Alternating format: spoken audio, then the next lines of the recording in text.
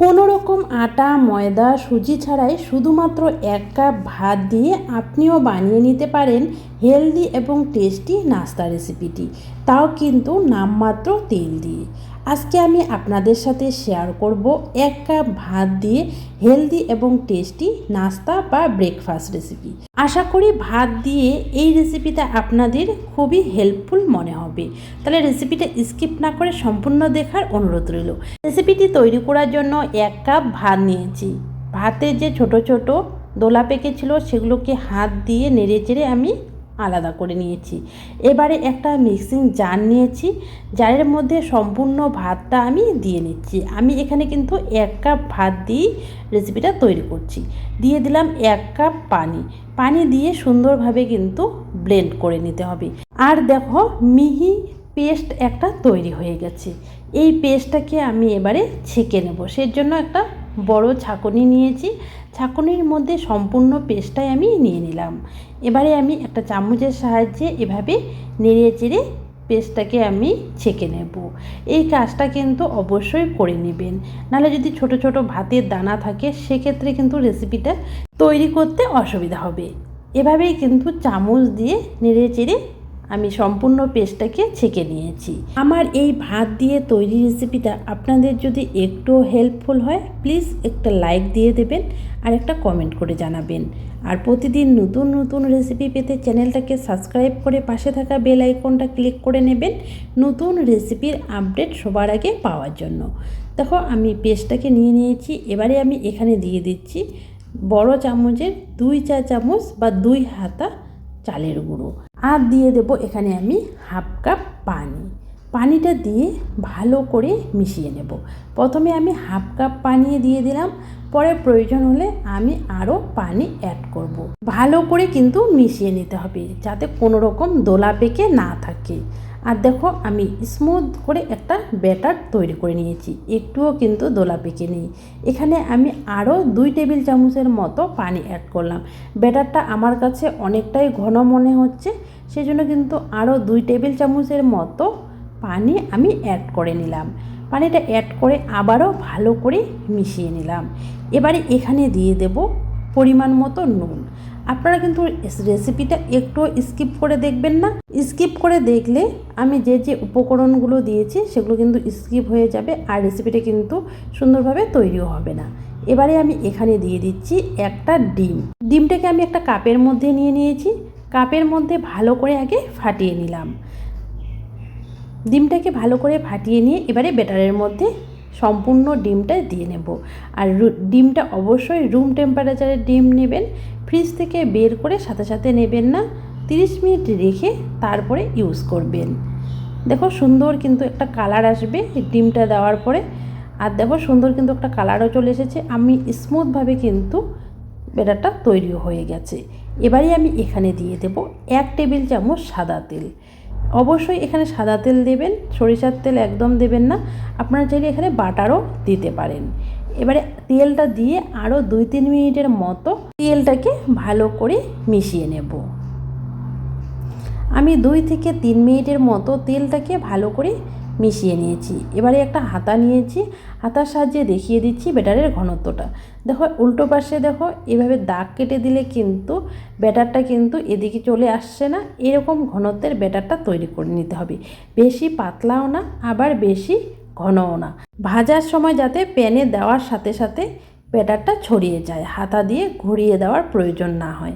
এবারে ভাজার জন্য একটা তাওয়া বসিয়ে দিয়েছি বা প্যান বসিয়ে দিয়েছি। প্যানটাতে সামান্য একটু তেল ব্রাশ করে নিলাম, সামান্য একটু তেলটা ব্রাশ করে আমি কিছুক্ষণ অপেক্ষা করব প্যানটা গরম হওয়ার জন্য। দেখো প্যানটা কিন্তু গরম হয়ে গেছে। এবারে আমি এখানে দিয়ে দিচ্ছি 1 হাতা ব্যাটার। ব্যাটারটা দেখো আপনার থেকেই কিন্তু ছড়িয়ে গেল, আমি কিন্তু একদম ছড়িয়ে দেইনি। আর দেখো সুন্দর কিন্তু জালি তৈরি হয়ে গেছে। এটা কিন্তু 2-3 মিনিট মিডিয়াম আঁচে রেখে এটাকে তুলে নিতে হবে। আর এর টেস্ট যে এতই ভালো হয়েছে বাড়িতে যদি আপনারা তৈরি করেন তাইলেই বুঝতে পারবেন। আমি আরও 1 হাতা ব্যাটার দিয়ে দিলাম। দিয়ে দেখো আমি ছড়িয়ে দিলাম না, আপনার থেকেই কিন্তু ছড়িয়ে গেল। আর কিছুক্ষণ পরেই কিন্তু দেখো অসংখ্য জালিযুক্ত হচ্ছে। দেখেই বুঝতে পারছেন এটাও কিন্তু হয়ে গেছে। আর এগুলো তৈরি করতেও কিন্তু বেশি একটা সময়ের প্রয়োজন পড়ে না, খুব অল্প সময়ে এই হেলদি রেসিপিটা কিন্তু তৈরি হয়ে যায়। আপনারা এই রেসিপিটা বাচ্চার টিফিনে, সকাল বিকেলের নাস্তায় কিন্তু রাখতে পারেন, খেতেও যেমন দারুণ লাগে। আর দেখো বন্ধুরা, আমি আরেকটা দিয়ে দিয়েছি, এটাও কিন্তু হয়ে গেছে, এটাকেও আমি তুলে নিচ্ছি। একইভাবে অফ স্ক্রিনে আমি সবগুলোকে ভেজে নিয়েছি। আমার নাস্তাগুলো কিন্তু পরিবেশনের জন্য একদম রেডি। সত্যি বলছি বন্ধুরা, বাড়িতে একবার হলো তৈরি করে দেখার অনুরোধ রইল, খেতে কিন্তু দারুণ লাগে। আর এই রেসিপিটা আপনারা যদি একদিন রেখেও খান, সেক্ষেত্রেও কিন্তু নরম তুলতুলে থাকে। আর ভাত দিয়ে যেহেতু তৈরি, সেক্ষেত্রে কিন্তু খুবই হেলদি এবং টেস্টি। আজকে আমি আপনাদের সাথে শেয়ার করব এমন এক পরোটা রেসিপি, যেটা কিন্তু একেবারে নরম তুলতুলে হবে। পরোটাটা বানানোর জন্য প্রথমেই আমি একটা বোলের মধ্যে নিয়ে নিয়েছি বড় কাপের 1 কাপ ময়দা, দিয়ে দিলাম একটা ডিম, পরিমাণ মতো নুন, হাফ টেবিল চামচ দিয়ে দিলাম চিনি। এবারে সব কিছু একসাথে হাত দিয়ে ভালো করে মেখে নেব। প্রথমেই কিন্তু আমি পানি দেব না, আগে ডিমটা ময়দার সাথে ভালো করে মেখে নেব। এখানে আমি রেসিপিটা ময়দা দিয়ে তৈরি করছি, আপনারা চাইলে আটা দিয়েও তৈরি করে নিতে পারেন। কিছুক্ষণ মাখার পরে আমি এখানে দিয়ে দিলাম 1 টেবিল চামচ সাদা তেল। তেলটা দিয়ে আবারও ভালো করে মিশিয়ে নেব। ভালো করে মিশিয়ে নিয়ে এখানে অল্প অল্প রুম টেম্পারেচারের পানি দিয়ে একটা সফট ডো তৈরি করে নেব। আর এখানে কিন্তু অবশ্যই রুম টেম্পারেচারে পানি দেবেন, গরম পানি দেবেন না, নাহলে কিন্তু ডিমটা বয়েল হয়ে যাবে আর পরোটাটা খেতে একদম ভালো লাগবে না। অল্প অল্প পানি দিয়ে একটা সফট ডো তৈরি করে নেব। কোথায় আছে এটা এমন একটা পরোটা যেটা খেলে 7 দিন পর্যন্ত ক্ষুধা লাগবে না। আর দেখো, আমি একটা সফট ডো তৈরি করে নিয়েছি। এবারে ডোটার উপর থেকে সামান্য একটু তেল দিয়ে দেব। ডোটা কিন্তু খুবই সফট করে তৈরি করে নিয়েছি। এবারে সামান্য একটু উপর থেকে তেল দিয়ে দিলাম। তেলটা দিয়ে আবারও ভালো করে মেখে ঢাকা দিয়ে 10 মিনিটের জন্য রেস্টে রেখে দেব। আপনাদের হাতে যদি বেশি সময় থাকে, সেক্ষেত্রে কিন্তু 15 থেকে 20 মিনিট রেস্টে রাখতে পারেন। এদিকে যতক্ষণে ডোটা রেস্টে থাকছে, এবারে আমি এখানে একটা বোলের মধ্যে আরেকটা উপকরণ তৈরি করে নিচ্ছি। এটা কিন্তু পরে লাগবে। দিয়ে দিলাম একটা বোলের মধ্যে 2 টেবিল চামচ সাদা তেল, আর দিয়ে দেব 2 টেবিল চামচ ময়দা। এবারে ময়দা আর তেলটাকে ভালো করে মিশিয়ে নিতে হবে। দেখো, ময়দা আর তেলটাকে আমি ভালো করে মিশিয়ে নিয়েছি। এবারে এই ময়দা আর তেলের মিশ্রণটাকে সাইডে রেখে দিলাম। এদিকে আমার ডোটা কিন্তু 10 মিনিটের মতো রেস্ট হয়ে গেছে। এবারে ডোটাকে আরেকটু মেখে নেব। দেখো, ডোটা কিন্তু 10 মিনিট রেস্টে থাকার পরে আরও সফট হয়ে গেছে।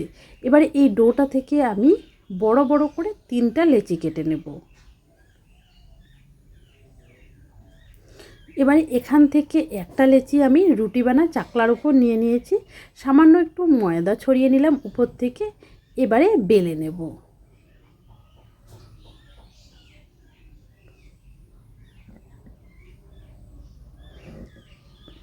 একটা বেলনার সাহায্যে বেলে নিচ্ছি।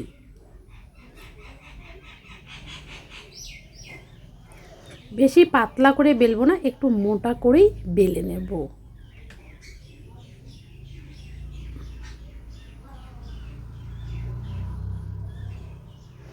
দেখো, বড় আর একটু মোটা করে রুটিটা তৈরি করে নিয়েছি।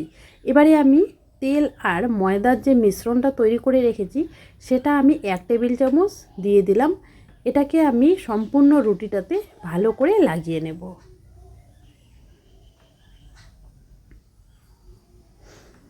আর একটু দিয়ে দিলাম। এবারে সম্পূর্ণ রুটিটাতে এভাবে তেলটাকে লাগিয়ে নিতে হবে।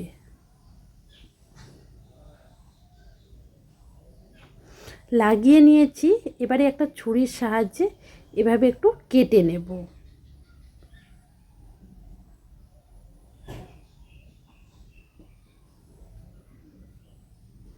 কেটে নিয়ে এভাবে দেখো রোল করে নেব। দেখেই বুঝতে পারছেন আমি কিভাবে রোলটা তৈরি করে নিচ্ছি।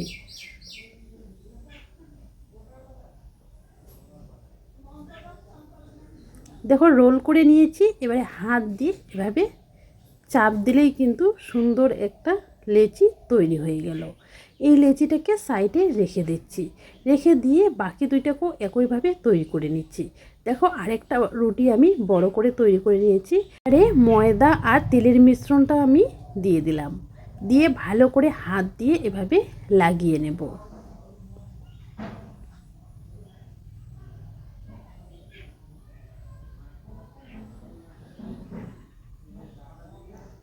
এবারে ছুরির সাহায্যে এভাবে একটু কেটে নেব।